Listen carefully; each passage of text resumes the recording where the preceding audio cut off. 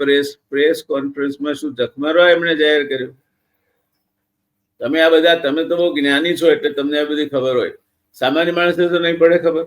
એ તો રાજી થાય કે આપણો જ્ઞાની ન જ્ઞાની હોવાની વાત નથી. હવે you yourself know that you are defending a wrong case. Reserve Bank is becoming dishonest. આમાં બહુ સરળ વાત છે.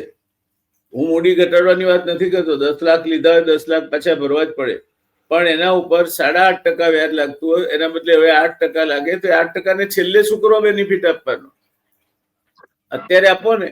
તમે આજ પ્રેઝન્ટ ડે વેલ્યુ પર તમે રિકવર કરો છો પૈસા, એટલે મને તો જે બેનિફિટ બનશે એ મળશે તે ઇન્ફ્લેશન ડિસ્કાઉન્ટેડ મળશે.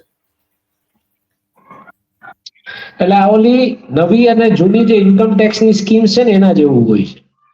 એટલે આમાં જે આંકડામાં બહુ પડવું નહીં. ઇન્કમ ટેક્સ ડિપાર્ટમેન્ટ છે ને એને તો બધી જ પ્રકારની અંચાઈઓ કરવાની છૂટ હોય છે.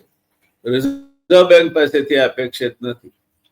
Reserve bank is central banker, reserve bank is government, અને ગવર્મેન્ટ મસ્ટ બિહેવ આઈડિયલી.